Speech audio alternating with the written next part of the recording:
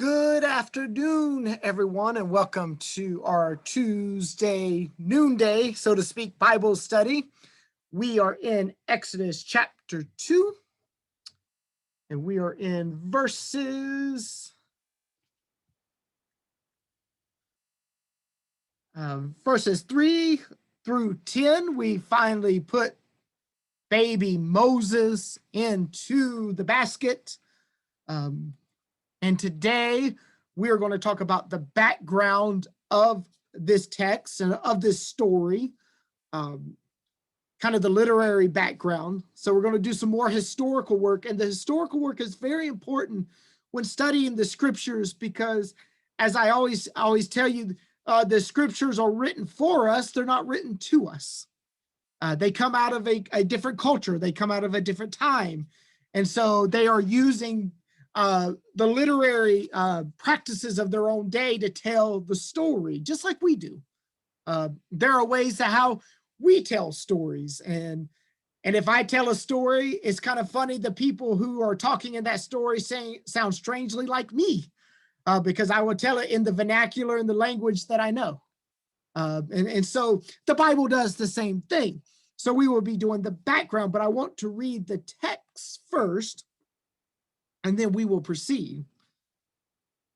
And so, but when she being the mother of Moses, could no longer hide him, she got a basket made of papyrus reeds and waterproofed it with tar and pitch. She put the baby in the basket and laid it among the reeds along the bank of the Nile River. The baby's sister then stood at a distance watching to see what would happen. So soon Pharaoh's daughter came down to bathe in the water, and her attendants walked along the riverbank. And when the princess saw the basket among the reeds, she sent her maid to get it for her. When the princess opened it, she saw a baby. The little boy was crying, and she felt sorry for him. This must be one of the Hebrew children, she said.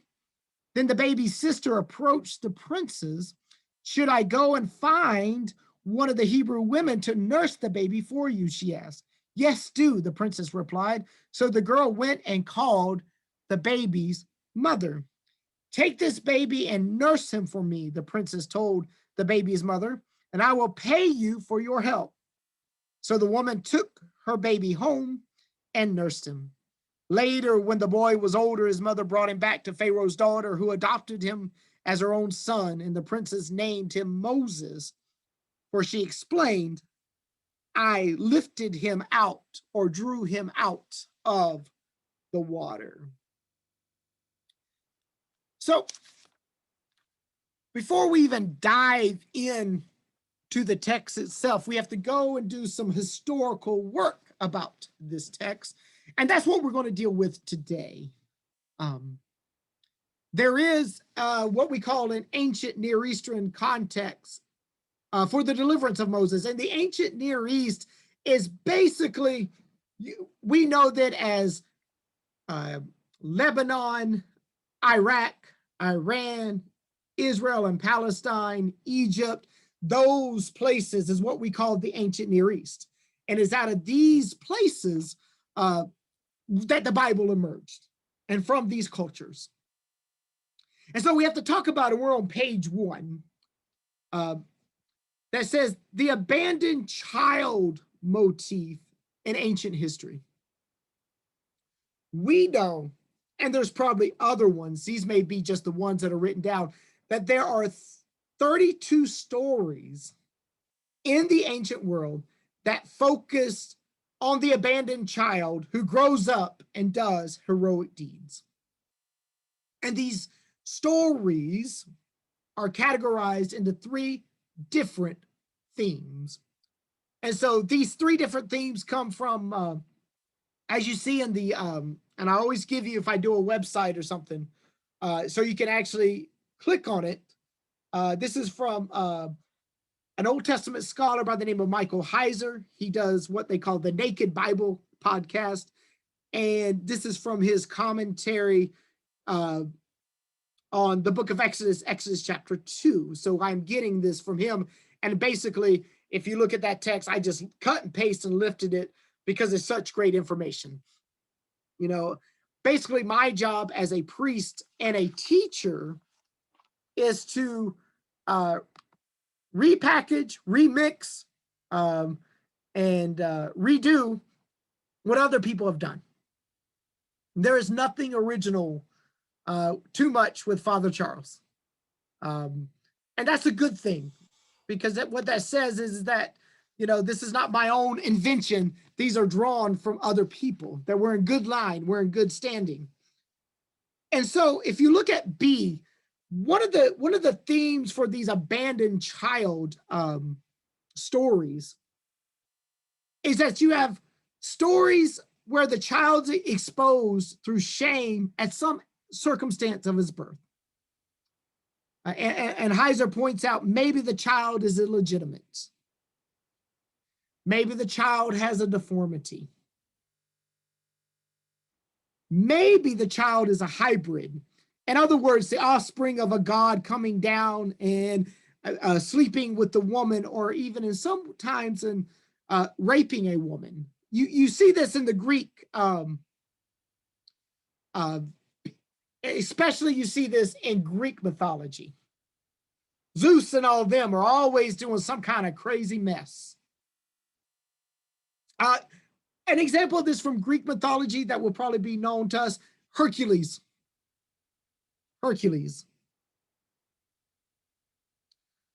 And there are 14, out of these 32, there are 14 examples, 2 of which have a box or a container being put into the water, like our Moses story, as an element.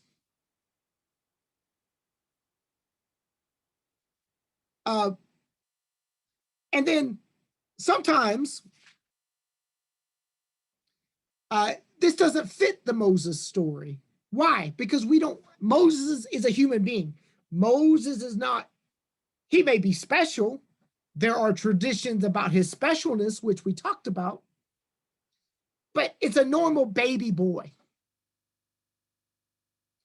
And, you know, in these stories, you get stories like the infant being raised or suckled by a bear or a wolf or a cow to keep it alive.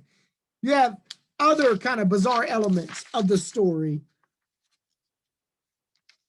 But 2, like we said, of the 14, have this box or container in the water. So it does share that with the Moses story. And this was a method of disposal of the child. And Heiser points out the reason it's a disposal of the child is because you want to get rid of the child. Like the baby has some kind of shame attached to it, and you want to get rid of it. And if you read, as we read in our text, she doesn't want to get rid of her child. She wants to keep her child. Jochebed wants to keep her child. It's only out of necessity that she has to send Moses down by the river.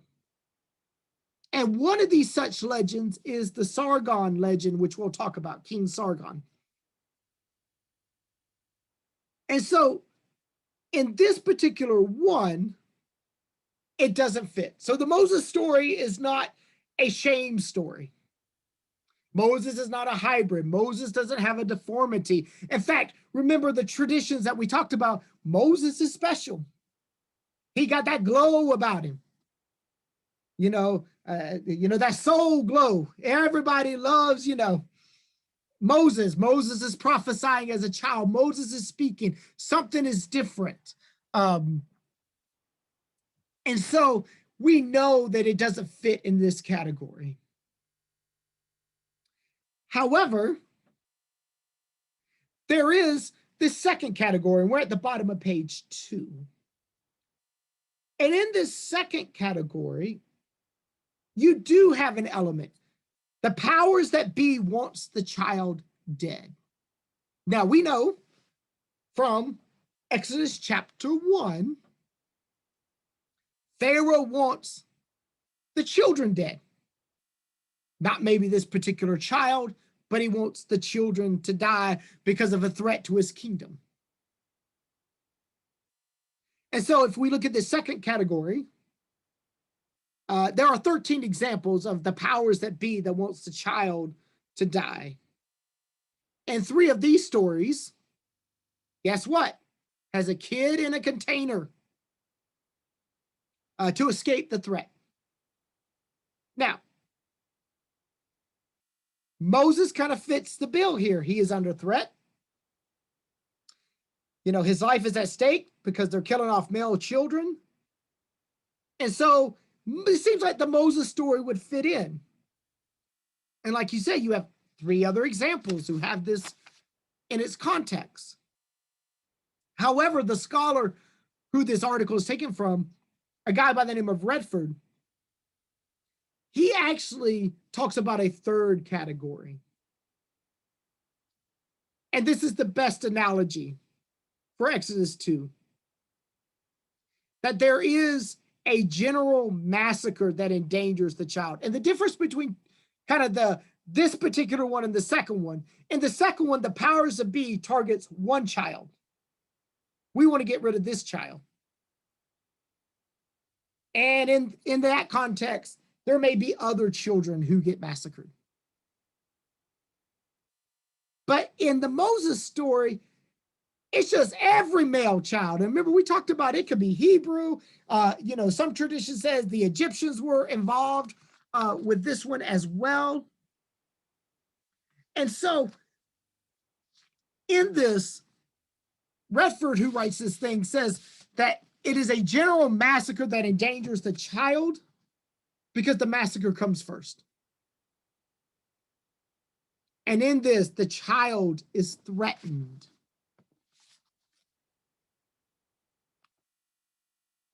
Letting some folks in. Give me one more moment. And so, Redford, who Michael Heiser is quoting, who gives us these categories, says that there's a general massacre going on that endangers the child. There are 5 examples of this, of abandoned child motif that include those elements. And for Redford, the scholar, this speaks to him as being the closest circumstance to the Moses story. So he'll actually list that the Moses story is in this category. Interestingly, as Heiser points out, Redford also puts the Jesus story in this, and I'll get to that in a moment. Remember when Jesus was taken to Egypt to flee Herod? Herod wants all the boys 2 and under to die, so Redford puts the Jesus story in the same category. Actually, I disagree. I think the story of Jesus, the early, in Matthew 2, actually goes with the second category. The powers that be want him dead. Because remember, the focus is on Jesus, and because he doesn't know where Jesus is at, he just knows that Jesus is in Bethlehem, he's going to kill all the babies. So actually, I would disagree with Redford on this, that yes, the Moses story fits here, but the Jesus story does not. The birth narrative of Jesus and Matthew 2. And remember what I told you. Having this information in your head as you read the birth narrative, especially in Matthew, it does correspond with Moses. The Magi are warned in a dream, but the Pharaoh in the Jesus story is Herod. And the opposite is Jesus escapes to Egypt because of Herod. And in the Moses story, they escape from Egypt to go to the promised land. It's almost this reversal that happens in the story of the Magi. It's the people who are on the outside, the Magi, Egypt, people on the outside get it. And it's people who are on the inside who really reflect Pharaoh. Herod is seen as operating in the spirit of Pharaoh. And also that the hearers of Matthew's story and the readers of Matthew's story, the way that Matthew is framing his story, especially from a Jewish audience, they would know these traditions that we have been talking about. The prophecy about Moses' birth, the vision to his father. Remember, he had a vision, and God speaks to him and says, you're going to have, this child is going to be special. The same thing with Joseph. Remember, Joseph has a dream. He has a vision. So you see all of these connections. And this is why it's very important to know deeply the Old Testament.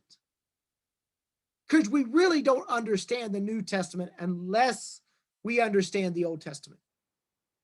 We just don't get it at all. We miss some certain things. Now, you can straight up read the story and get the facts, but we don't get the depth of meaning that the writers of the gospel were trying to convey to us. So we have these three categories that these stories fit into.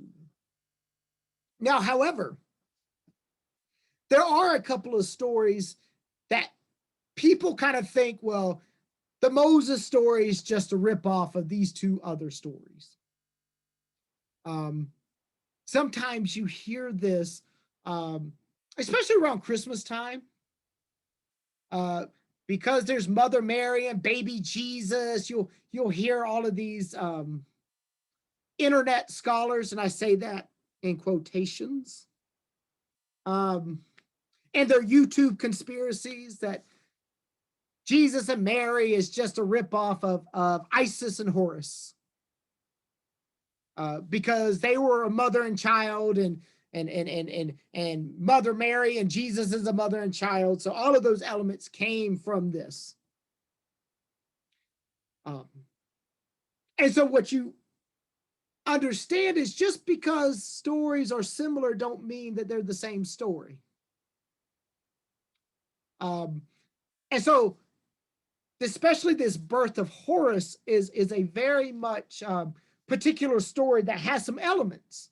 And remember, Moses is coming from Egypt. There's a lot of Egyptian elements here. So some people have put the birth of Horus as, oh, this is where they get the birth of Moses, and they change some details. But we're going to go through this story, and there may be some graphic stuff in here. It's not too bad, but just want to put that out there. And our story begins with Osiris and Isis. And you have to realize that the pantheon of the Egyptian gods, they were all brothers and sisters who intermarried with one another. This is also reflected in Egyptian culture. So the kings and the queens were very closely related. We're not talking about third and fourth cousins. We're talking about like sisters and almost half sisters kind of thing. And in fact, in the book of Leviticus, this one's for free. When there's laws against incest and these things, there is a particular reason for these laws, even in Leviticus. Some of them are really strange and weird, and we may touch a few of those as we go through the life of Moses. But this particular one is very important. And the reason there was a law against it was because that the pharaohs of Egypt and the ruling class suffered because they interbreeded with one another for hemophilia. The blood disease. So actually what's happening, at least this particular part of Levitical law, is that God is trying to protect them from that. So y'all don't do that mess, but amid the ethical issues here, okay, and the moral issues and whatever, there's an actually practical issue. And in fact, if you read Leviticus, there's a lot of practical things there to protect people from salmonella, to protect people. And kind of reading some of those cleanliness laws that don't make sense, that seem kind of radical, living through a pandemic, they kind of make some sense now. If there was written to us today, sanitize your hands 5 times a day and do not go into my temple unless you are clean, There's some ritual things, but there are also some, there's some weird things, but there are some practical things as well. And so So there's these family of gods in the Egyptian pantheon, and there's Osiris and Isis, and they are seen in the Egyptian pantheon to create the world, and they created humanity and gave humanity culture. But Osiris has a brother named Set. And Set, I believe, if I'm not mistaken, is almost seen as this goat type god.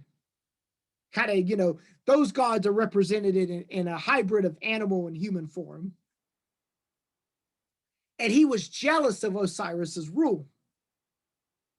And he was highly upset, Osiris was, when his own wife transformed herself into Isis, which was Osiris's wife, and slept with him. All kinds of sword things come from these tales of Greek and Egyptian gods. You got to realize this is their soap opera. This is what they read for, and these are their origin stories as well. So Set is, to lack of a better term, hell-bent on going after Osiris and to take vengeance upon him. So Set gets his revenge by making a casket the exact length of his brother Osiris, and then tricks his brother to lie in the casket. I don't know how he did it. The text doesn't tell us. But they just tricks him. And basically closes up the casket. Now, he is alive. He's in this casket. And the casket is what? Sent up the Nile River. Now, what do we got here? We got a container kind of thing sent up the river with a person in it. And in the midst of this casket, Osiris dies. He suffocates. And so he goes up the Nile, and he winds up in a place called Byblos in Lebanon. Now, Byblos has papyrus. So does Egypt. And the historical lesson here is that the scrolls, remember, people use scrolls and they would, kind of came out like an accordion and read and roll it back up. By the time that our New Testament was written, we don't have scrolls anymore being written on. It's something called a codex, and it's written on paper. Paper from this place called Byblos. And you know where we get our word from? Book and Bible. And so we get our word paper from the word papyrus. So you always use paper, but the bound book that opened up, like our book, was a later invention. And actually it made it easier to take books and things, and made the written word more transportable. And Aristotle said it this way. Aristotle goes, he didn't like books. He says it will mess with people's memories, because everything will be written down now and people won't remember the stories, or won't take the time to remember and to have their memories trained. I wonder what Aristotle would say about our cell phones. Now we don't have to memorize anything, and it's all there. So this body of Osiris winds up in Byblos, and Isis and her sister goes and tries to find the body, and the body is found. And yet Set, who is this evil kind of god, finds out about it and chops him up into pieces and sends him out. And so Isis finally finds all the bodies together, pieces, and puts him back together. Almost as I almost think of Frankenstein when I read this. I guess poured the potion over him, but he can't be in the land of the living anymore, because there's one piece missing, and not to be graphic, but his sexual organ is missing. In fact, the mythology says that it got eaten by a fish. And poor Osiris is regulated to the land of the dead. He becomes the Lord of the dead. He rules the afterlife for the Egyptians. But nonetheless, even though he can't have children in some biological way, Isis turns herself into a falcon, swoops over him a little bit, draws up his seed inside of her, and boom, she's pregnant. And she's pregnant with Horus, her son. And she has to hide in the bushes, or the papyrus, so to speak. And she hides there. And she can only go out at night to get stuff for, and has the child, and they're living in exile in the bushes together, in the reeds. And so some people look at this story and go, aha, that's like Moses. That's nothing like Moses. First of all, Moses is not a hybrid God type creature. This is not number one. Number two, this is more in the realm of mythology than what we would say history, even though in the ancient world they blend together, okay? So a lot of people say, well, Moses is an Egyptian story, this is an Egyptian story, they go together, but they don't. And just because certain stories have certain elements doesn't mean they drew from one another. In fact, you can look at the way this story is written out and compare it to chapter 2. And yeah, they don't match up. And you're like, why am I pointing this out? Because you may encounter people on the internet or anything like that, or people who don't like the Bible, or especially in our community, that says that Christianity is a white man's religion and ripped everything off from Africa, would say, aha, see, everything's ripped off. The Bible ripped off and pillaged it from African tradition, and therefore the Bible can't be trusted. People forget that the Bible is, in many ways, and I would say in all ways, an African document. People don't think. People don't see that. It is. So whatever's the prevailing thought process of the day is going to affect, and especially where Israel is in the nexus of Turkey and Iran and Iraq to the north, Turkey a little bit over, to the south, Africa and Egypt, and Saudi, or what we now know as Saudi Arabia, and influenced by what will become Greek culture. In fact, the Greeks themselves who came over, and the Philistines came from the Greek islands. There's a story in First Maccabees where the Greeks say, there's some Cypriots and things like, we too are the children of Abraham. They claim in Abraham because of things that happened back in the day. So yes, and I say all this to show you that our Bible does draw on certain motifs to tell a story because it's familiar, but that doesn't mean these events actually didn't happen. And so I just wanted to show you that the birth of Horus as one of them. And you see that on page 4, if you turn the page, that what Redford also points out to this particular story, as it is written about Horus, is very late. Way past even when our biblical text of the story of Moses was put down in writing. So, it seems that the borrowing could have been the other way around. That the people who put this in could have known the Moses story and other stories, if that makes sense. And so, let's get to, and we'll get with this. I think we'll get through this as well.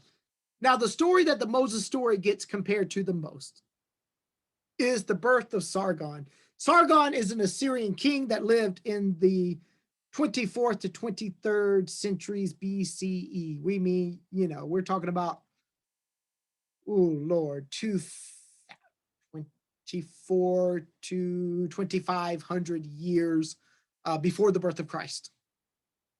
Way back.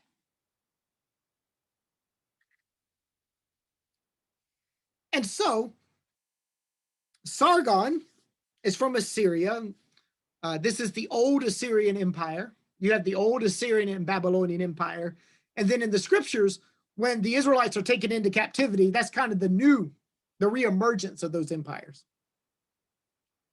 And we know that Assyria and Babylon are old because they're mentioned in the biblical text and other texts as well. Even the Tower of Babel becomes the basis of the word Babylon. And so Sargon is important is because he's born in secret with a woman in the Euphrates. He's born in Iran, basically. Iraq area between the Tigris and Euphrates area. This is Mesopotamia at this point. This would be where Abraham comes from. So this is the land of Abraham before he moved.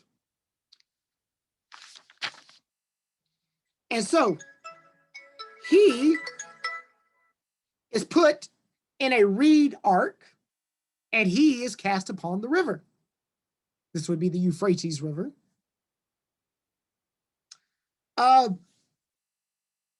He is found by a gardener and brought up as a son. And we're not giving the reason for the secrecy of his birth. And so this gardener comes and gets him.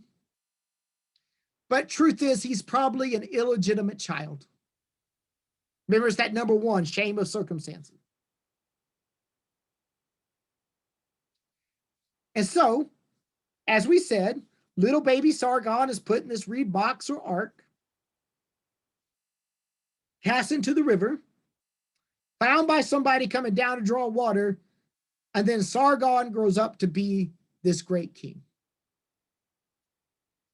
In many ways, it sounds like Moses. However, when we get to the details, there's some differences.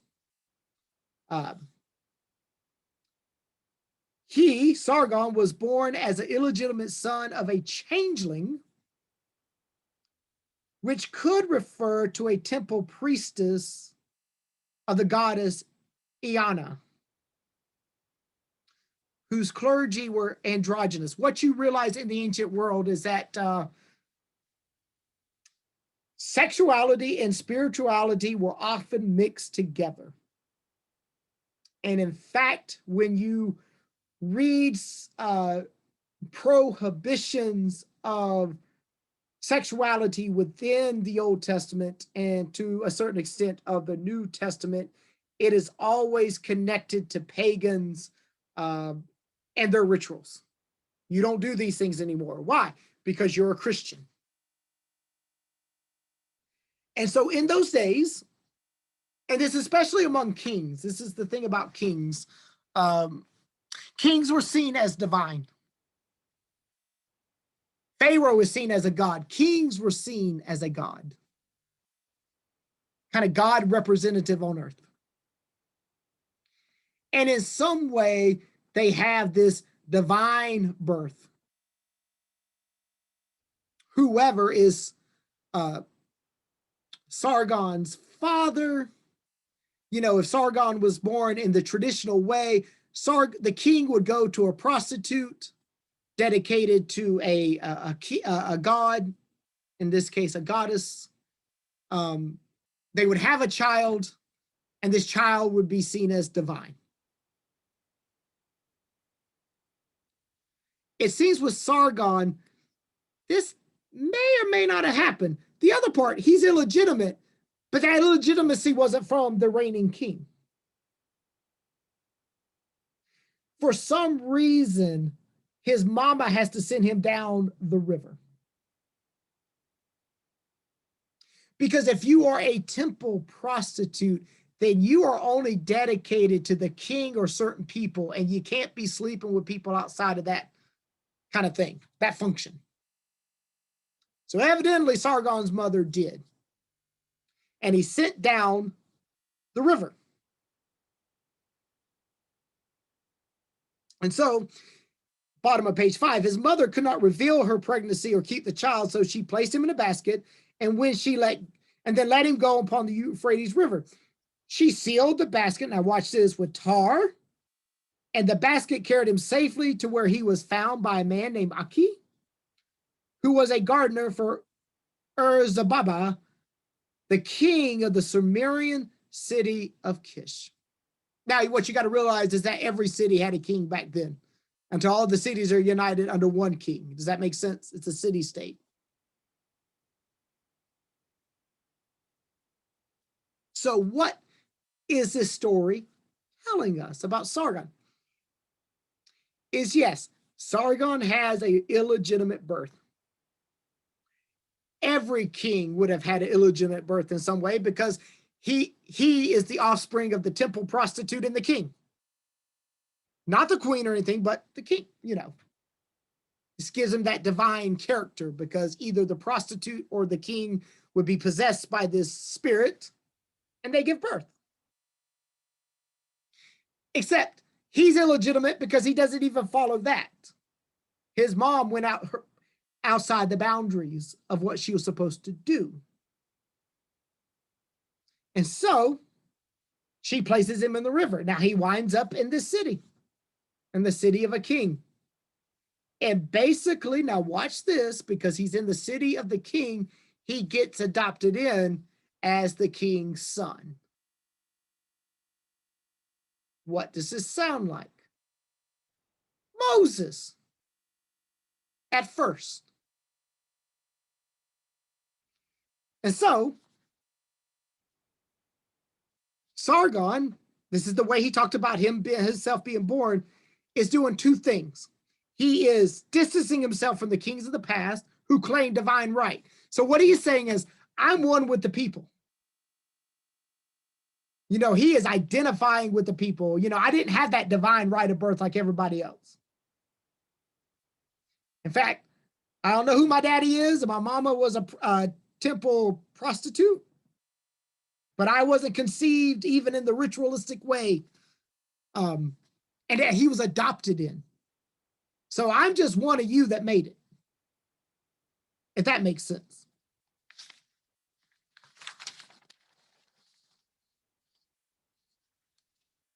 And so there's this poem, and if you go look at page 6, we'll look at this poem. And this is from Sargon. Sargon, the mighty king, king of Agade am I. My mother was a changeling. My father I knew not. The brothers of my father loved the hills. My city is Azapiranu, which is situated on the banks of the Euphrates. My changeling mother conceived me in secret. She bore me. She set me in a basket of rushes. With bitumen she sealed, that's tar, my lid. She cast me into the river, which rose not over me. The river bore me up and carried me to Aki, the drawer of water. Aki, the drawer of water, lifted me up as he dipped. And we don't know what he's dipping in, maybe his bucket, his jar of water or something. Aki, the drawer of water, took me as his son and reared me. The drawer of water appointed me as his gardener. And then the thing goes on. Sounds just like the Moses story. But here's the issues. This was discovered in Nineveh. Remember Nineveh? Jonah was supposed to go preach to Nineveh in 1867. And by an archaeologist by the name of Rawlinson, who was excavating the site. In the 1800s, you had a lot of things being discovered and a lot of archaeological discoveries. But he uncovered a library of text with all of these legends in it. And the legend of Sargon was part of the library, which seems to be a copier of a much earlier text. But we don't have that text. And so this, of course, indicates that the story was still being read in the 800s BCE. Almost 2,000 years after Sargon's reign. So the only text we have surviving of this story is this. And so the great king is carefully presented as the first 12 lions as a child cast off by his mother, finds a home without key, and is favored and loved by the goddess Ishtar. And then, he goes into kingship. And so to the people of ancient Mesopotamia, as we talked about, it is our story of the poor boy makes good. Sargon not only boasted about what he was able to accomplish as a king, but told the people of his very humble beginnings and how it was through the kindness of a stranger and the grace of the goddess that he was able to achieve his great triumphs.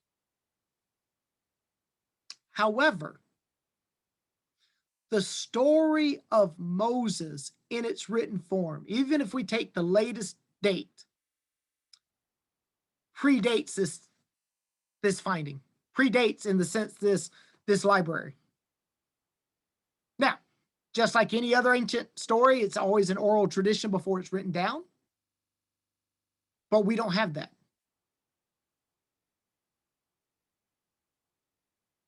So this whole thing that Moses, the writer of the story about Moses, if this comes from the hand of Moses himself, Moses did this. He's doing what Sargon is doing. And we know that's not true because later on, Moses has a culture shock when he finds out that, my God, I'm really Hebrew. When he comes to terms with his own cultural identity because his identity has been hijacked by the empire of the day. And so we know that it's not like this. And honestly, if you're going to save a baby and you got water, that's what you do. And in fact, as one commentator says, this is the way you save babies, just as if there's an abandoned baby, where do you take the abandoned baby? To the police department, the fire department, these things. This was the ancient way. I can't keep my baby. I'm going to put it in this and send the baby down the river, knowing that there would be other people using the river for different things. They'll find my baby and keep it. But the reason we give the background to our story like this is that people think, oh, the Bible rips off these stories. Now, these stories were a part of biblical history as anywhere else because Abraham comes from the land of Sargon. Earl of the Chaldean between the Euphrates. So they would know these stories. People would have known these stories. And the ancients went bat an eye. They're like, yep. If there's something wrong and you can't, that's how you send the baby down the river. And so this text, as we said, is different than the Sargon story. And we'll finish with this. Bottom of page 8. The 5 differences between Moses and Sargon. The concept of genocide as the motivating factor, underlining the need to abandon the child. That's the Moses story. As we read, this is not in Sargon.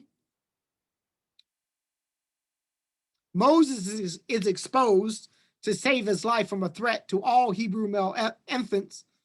This is not the story of Sargon. The hero or the child is hidden for 3 months in Exodus story until it's no longer possible to conceal him. You don't get that in Sargon. The role of the sister in the Exodus story, who watches over the hero from a distance as representative of the mother. You don't get that with Sargon. In fact, once the mother sends the baby down the river, that's it. You don't have a royal daughter to save him. Now, you do have a royal gardener, so there's somewhat of a parallel. And you don't have the hiring of the natural mother. All of these details distinguish our Moses story as something unique and distinct and historic. Now, that doesn't mean people who would read this story are familiar, would hark back to Sargon or hark back to this, and they're like, yep, she's trying to save her baby. This is how you do it. So I know we kind of drudged through some history there, but I wanted to lay a foundation to actually, when we start looking at the text, I want you to see that the differences and the similarities. So any thoughts, questions, concerns, we can unmute ourselves.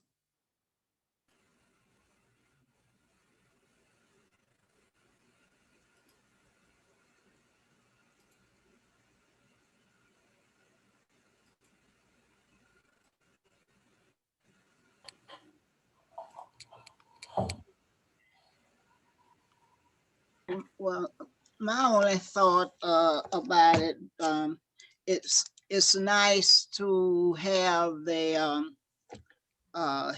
historical background and all of the mythological thoughts, but my generation, say, coming from a little country town in Georgia, would have only had the Bible and would not have been exposed.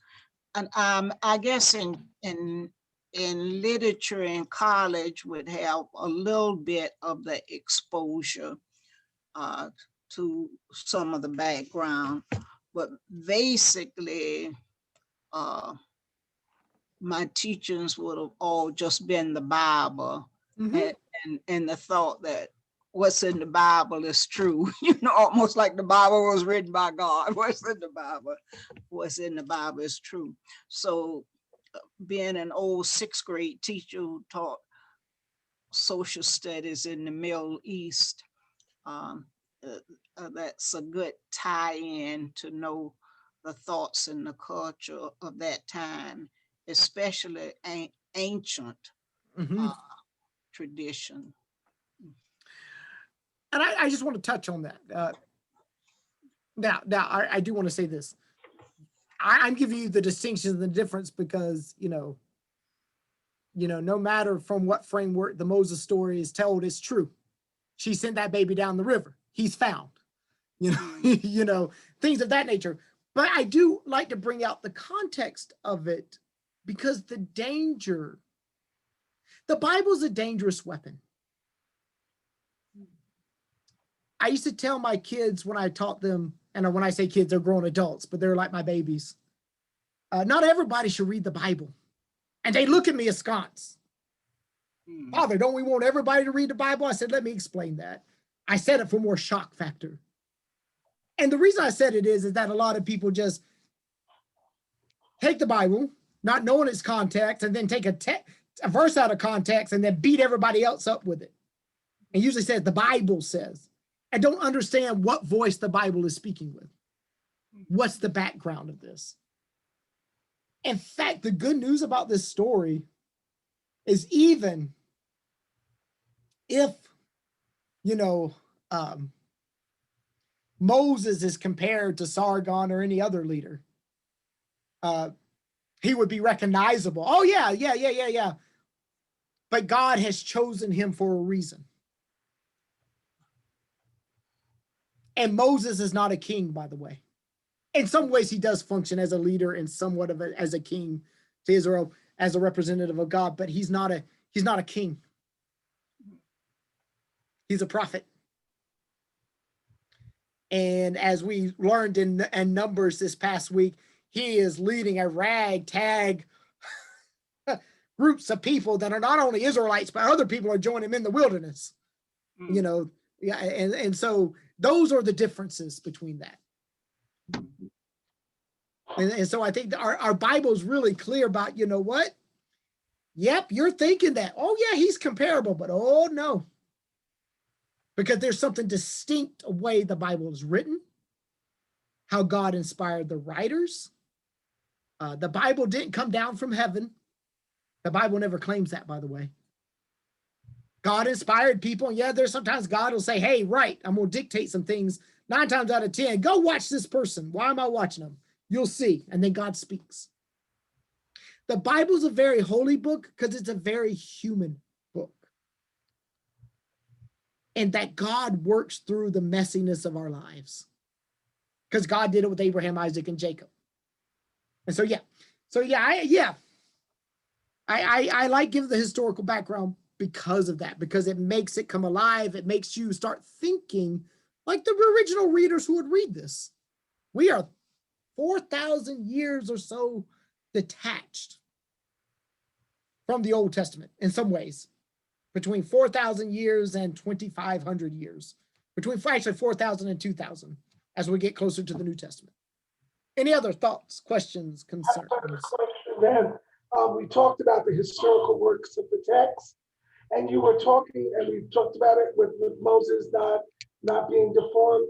We do know that later on he stuttered, but early on that he was prophesying when he was 3 and 4. When did the stuttering begin or occur? Okay, so you're going to have to wait on that, Ernie. Okay. And the reason you're going to have to wait is we will do that. I give a whole, because Josephus, Jewish tradition, Josephus is a historian, Philo is a historian philosopher, and the Jewish rabbis all fill in that gap. Okay. Because they're asking the same question. And so if this kid is speaking, what happened to this kid? And there's some neat stories about that too. All right. Wait. So yeah, you got to wait. You got to wait on me. I will take you there. So yeah, you're right. You're right. So we'll get, because we got to fill in the gaps. Because if you actually read chapter 2, we get the bare minimum that ancient history will give you about a person. Their birth, some story from their past, being young, and that could be as a child or a young man. And then you get into why we're really writing this story to tell you about the deliverance. Okay. But the rabbis are with you and they're like, well, if he stutters, what happened? Right. You know, if he says, why is Moses pulling this mess? And that's when we'll get into the history of that. Absolutely. Anything else?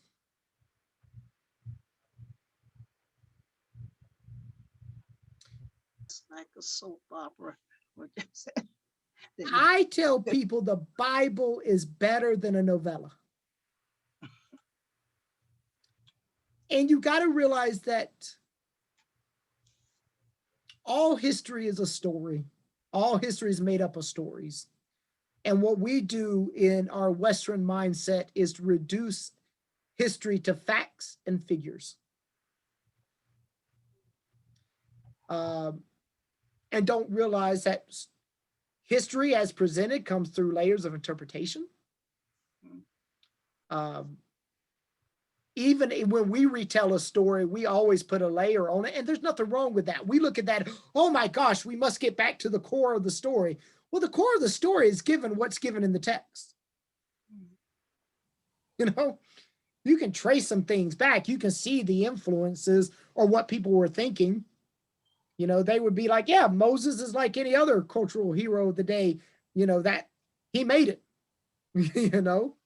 But there's some distinctives with Moses that you don't get with the others. You don't get with that. And in fact, you know, Moses doesn't know about he forgets his humble beginnings. In fact, it's the opposite. He forgets where he came from until he has some kind of insight that tells him, and we don't know what that insight is, and we have to depend upon our sanctified imagination that kind of showed him what made him click. Mm. And so we're dealing with that. One more question. Yes. So now, when Pharaoh's daughter Mhm. got Moses from the river, Mhm. we know that Pharaoh was killing all children. Why did did Pharaoh not kill Moses even though did he think that she was the mother? What was the reason for keeping Moses alive, knowing that he He's in was his not daughter. born of her? What could have I will start giving you that answer next week. Okay, it's all coming. But I will say this, but I'll put it in writing next week. Because that question was asked. And in the tradition, God protected Moses Yes. in that the soothsayers, Moses is, the Pharaoh's wise men, come to him and say that on that day you killed all of those children, your the person who was coming against you died. So he feels comfortable with this. See, it's that God used the deceitfulness,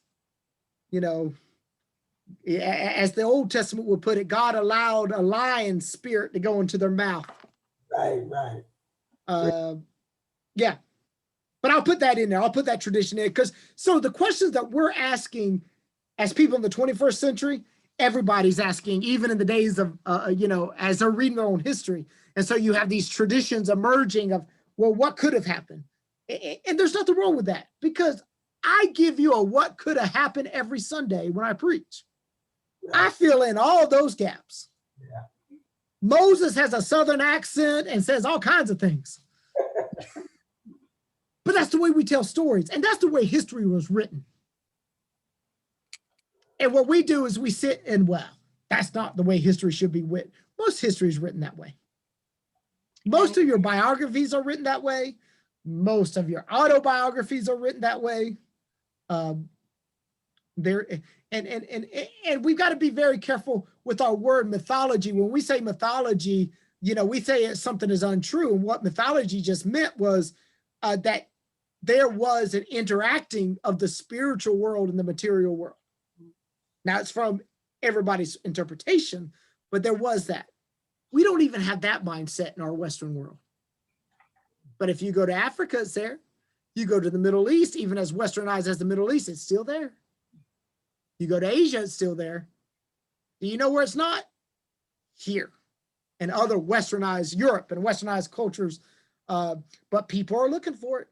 And my generation know they're looking for a Christianity, first of all, a religion that has a spirituality. And they're looking for a Christianity that both has ritual and reality. And who better to give them that than the Episcopal Church? Amen. So yes, so and thank you for journeying with me when we kind of have to plow through this historical stuff. And you can go back and look at the articles. I would say go click on those articles. Now, if I give you an article, doesn't mean I agree with everything in it. I give it to you because, we can reflect and think through and walk through these things. I was thinking, Brother Ernie asked about the Pharaoh accepting him, and she from being a daughter with a father who had no sons and had grandfather and uncles. And my first thought was that daddies yield to their daughters. So even if he had decreed that all babies would be should be killed, I can see a daughter going to her father and father giving in to a daughter. And that was my first, I guess, Western thought. But the question I want to ask you, Father, is there any other prophet that was born with the characteristics of Moses, like Moses was born speaking. You do get these That stories. anybody else and other Yeah. prophet. From the biblical text, no. And even when we talk about Moses speaking or prophesying and stuff, this is from the traditions of how they're interpreting the text. You do get these stories about Abraham. Okay. Like Abraham as a little boy, you know, he's already getting this fix that there's one God and basically destroys his father's idol and his father gets mad at him. But speaking at birth. I'd have to look at it. I'd have to read through. I've got a whole 2 volumes that what we have of these stories, and I'd have to look. But you do get these certain things that are happening. But Moses is distinct. Moses is prophet extraordinaire. He's going to be endowed. He is the one. All prophets pale in comparison to Moses. So for Moses to talk about there's a prophet coming like me, listen to him. And it wasn't Joshua, even though Joshua fulfilled certain things. There's a prophet coming. And that's why Moses shows up at the transfiguration. Here's the prophet, and more than the prophet. Okay. So I'd have to look into that. So give me, when I get some answers, I'll look. But yeah. And so these, what we're really looking at is how they would think culturally. Some things that seem so bizarre to us, to a person reading it from that context, like, yep, that's just the normal ways of thinking. Just like 1,000, 2,000 years from now, when people look about how we think and how we saw science and how we saw the universe and how we saw the world, they're like, really? They looked at the world like that? They're dumb as a box of rocks. And then they look at our writings and they're like, they wrote this? What is this? And notice they're not.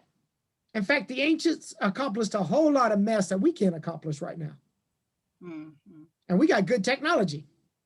And so we'll get this. And I promise, Pete, this, we will get to that text of why Moses is going to be sent down the river. But now you understand why mothers need to get rid of their children in certain ways. You got river because of the safety. You know, somebody's going to be down there. And I think you are right, Lorraine, and I will put that in next week's. The daughter goes to Pharaoh. Daddy, can I keep him? And what if the daughter's barren and she can't have no children? So when we ask these questions, we are asking the same questions the ancients have. So the ancients would have these traditions that come out of these debates. And they would become part of the story. They're kind of a caveat. They you know, it's kind of secondary details, but they become part of telling the story. And there's nothing wrong with that. It ain't like they didn't have the text in front of them. They knew what the straightforward text said. They could quote it. They memorized the straightforward text. But they've got questions and people are coming to them. So the rabbis would say, well, what do you think about this text? What does it mean, this? Just like we do, just like we're doing now. Because the Bible is a community text and has to be interpreted in community. And it has to be interpreted in the context of who it was written for, and 2, has to be interpreted in our context. And as a priest, my job is to bridge that context in some way to you. And so, but yes, we have a lot to dig into. We will dig into the story itself. We'll bring up the traditions. And I promise we're going to answer Ernie's question. And we're going to get more about Moses' adulthood before he kills the Egyptian, which plays in of us knowing more about Moses' life in the future. We just look at him as a prophet and we don't see him as a military leader. And that's what he did for Pharaoh. He was the captain of Pharaoh's army, by the way. So without further ado, just remember, and I'm going to pray, and then I'll make our announcement. The Lord be with you. And also with you. Let us pray. Gracious God, we thank you. We thank you, God, that as you worked in cultures past to bring forth your word, that you are bringing forth your word even in the midst of the chaos of our culture. And so we thank you, oh God, that in the midst of this chaos, you are speaking your word made flesh in Jesus. You're speaking your gospel. You're bringing your kingdom, and you're bringing your kingdom through beautifully broken people, Lord, whose broken fragments are redeemed in your beloved Son. And so be present with us now, God, as we go and disperse, Lord, until we meet again. We ask this in the name of the Father, the Son, and the Holy Ghost. Amen. Amen. And but stay on for a minute.